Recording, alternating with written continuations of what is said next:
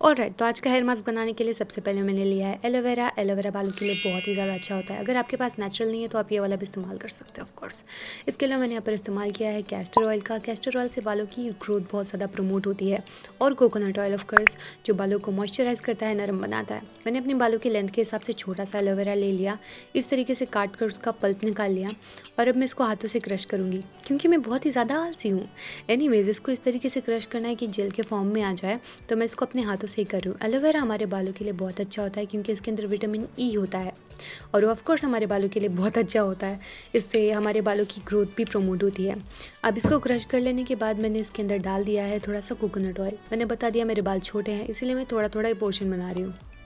Coconut oil डाल दिया थोड़ा सा, और कोकोनट ऑयल बालों को मॉइस्चर करेगा, नरम बनाता है, पता है ना।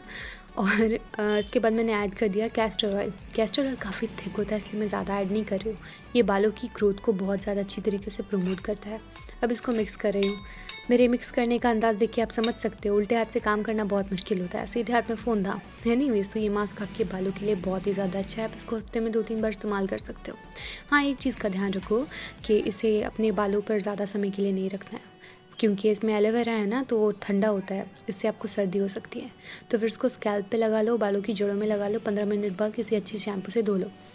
और शैम्पू के लिए मैंने यहाँ पर हेड एंड शोल्डर का इस्तेमाल किया है। और नहाने के बाद किसी भी तौलिए को या फिर इस तरीके के कपड़े को गर्म पानी में डुबो कर अपने बालों के इर्द गिर्द लपेट लेना है। इससे हीट क्रिएट होंगी और आपके स्कैल्प के अंदर सारे नरिशमेंट जो होंगे ना, वो अब्जॉर्ब हो जाएंगे।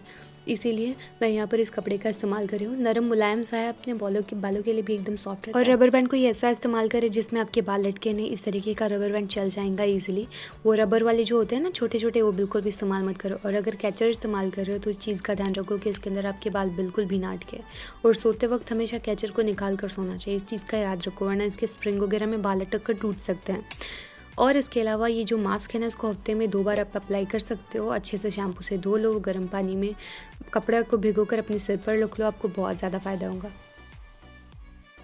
अगर आपको वीडियो पसंद आए तो ज़रूर लाइक कीजिए, अपने दोस्तों के साथ भी शेयर कीजिए जिनको इस वीडियो की ज़रूरत है। प्लीज़ मेरे चैनल को भी ज़रूर से सब्सक्राइब कर लीजिए। आपको क्या लगता है इस वीडियो के बारे में मुझे कमेंट करके बता सकते हो। और मैं मिलती हूँ आपसे अगली वीडियो में, तब तक के लिए बाय, अपना ध्यान रखिए।